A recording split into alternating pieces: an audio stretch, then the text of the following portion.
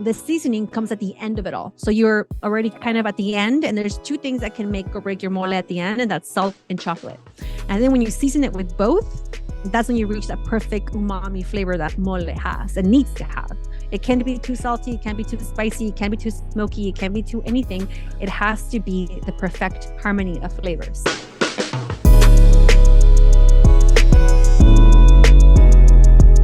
Recording. Hi. On mute. Hi, Bricia. Go ahead. Hi, how are you? I'm doing fine, and you? I'm doing wonderful. Thank you for having me. It's a Of pleasure. course, a pleasure. I think I met you in person in Well Grow Summit. I Oh, think last yes. year or the previous year. One any of the these years. One of the years. One of the yes. years. And we I met. follow. Well, I great to follow see you again. you. Yes, I follow you and your sister, Super Mamas. Oh, The thank you. podcast. Yes, it's amazing. So then you know everything about me at this point. I know everything about you, but I don't know nothing about mole and chocolate. So Well, that's why I'm here. yes, exactly. Just tell me what was about like the chocolate that made this so special. Oh my God. So, I'm very privileged and very happy to be able to partner with this movie with Wonka, to talk about not only the movie that I loved and adored so much with my children. I think it's the perfect family holiday movie. It's the perfect timing for it. But also I get to speak of the things that I love the most, which is food and mole and chocolate. And I think mole and chocolate are the quintessential parts of not only my culture, but I think the culture of so many Mexican Americans and so many Latinos in general. And I think a lot of us don't know that the cacao beans that are used to make chocolate come from our culture. They come from the Mesoamerican time. They come from our Aztecas and our Zapotecas and our Mayans. And I think that for me, it's a privilege to speak on these things, but also, who doesn't want to eat mole in the holiday season? Who doesn't want to have a cup of hot chocolate right now, And I think it's just, and this connection that he has, this man who just really loved his ingredients so much, and the lengths that he went to get the best of the best, no matter where it came from, no matter what he had to do, he understood the importance of ingredients. And I think that's one of the things that I like to think we do very well here at Guelaguetza, my restaurant, is just really care about what we put out to the world and really care about our ingredients. Yeah, so you're just like Wonka, So yes, I'm just like Wonka. Him and I are pretty much the same person. and what makes what is like the secret ingredient that makes the mole so tasty and so delicious? You know what I mean? I think, I don't think it's an ingredient per se, because I think that, when you think of Wonka or you think about what he's serving, every ingredient was important. But I think the secret is understanding the importance of your ingredients. But I think the real secret is being able to mix them all perfectly well and understanding your seasoning. I think that seasoning is one of the most important parts of any dish that you do. You will have to season as you go, and you have to continue creating and building on a flavor. And for mole, the seasoning comes at the end of it all. So you're already kind of at the end, and there's two things that can make or break your mole at the end, and that's salt and chocolate. And then when you season it with both, that's when you reach that perfect umami flavor that mole has and needs to have. It can't be too salty, it can't be too spicy, it can't be too smoky, it can't be too anything.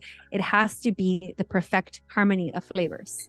Yeah, it's amazing. Another thing that I think this movie can relate to you is because he's following the footstep of his mother, and you and your brother and sister are follow your parents' footstep. I think it's amazing how much is important for you, like to you and your brothers took the lead on the restaurant to keep going with the family business. It is. And just having a dream, right? When I don't want to give away too much of the movie, but what she left him with really, sparked his life and created who he was and really impacted who he became. And I think for me, that really is my mom and what she gave me. And it was just the power of food, which I love so much. And I can only hope to get better at my craft. Yes, I know. When I was like watching and then they sent me the invitation, I was like, oh my God, it's so perfect because it's a family affair, and it's a family affair here too. Thank you. It's amazing. It's really, really, really good. And I'm from Brazil, and then on the Northeast, they have a lot of cacao farms. Yes. And then they create like the chocolates. And right now Brazil is creating a lot of like different types of chocolates and the food, and then they're experimenting, and it's amazing. But I don't know. Have you ever been to Brazil? I have not been to Brazil, but I love me some Brazilian food. My brother-in-law is Brazilian, so there's a lot of Brazil that goes going on in the Lopez family. And he roots for Brazil, the World Cup every year. But I love Brazilian food, one of my favorites. Many great Brazilian restaurants here in LA, but I'm yet to go, and I hope to one day soon. Yeah. Do you have a favorite food, Brazilian food? Oh my gosh, do I have a favorite Brazilian food? Gosh, do I have one? I mean, you can't go wrong with a great Brazilian steakhouse. I mean, that really is where it's at. Yes. And I hate to say that, but I think like for me, I mean, there's nothing just like going to a great place, like a great place where they serve. But I also, I mean, I just love Jesus. Yeah, because on the steakhouse they have rice, beans, and everything. But I'm gonna tell you what though. I will say that one thing people don't talk about is I don't know the name of the specific smoothie, but this avocado smoothie you'll have. It's very traditional to Brazil. I think it was one of the first times I tried it, and I just became obsessed with this, the way that you do. And I found it in a couple of Brazilian restaurants here in LA. And I know it's just kind of weird, but that's really, really great. Yeah, because the avocado for us, is sweet.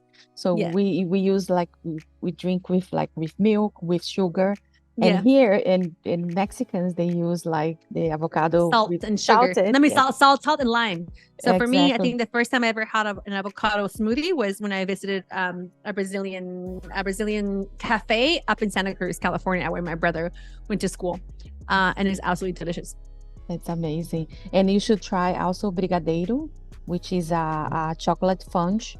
Is a round, and it's really, really good. Ooh.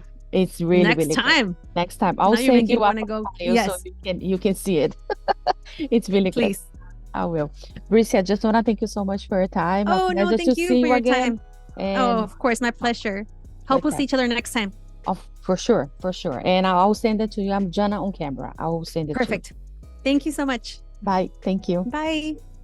If you like this video, don't forget to comment, to like, and subscribe to our channel right here.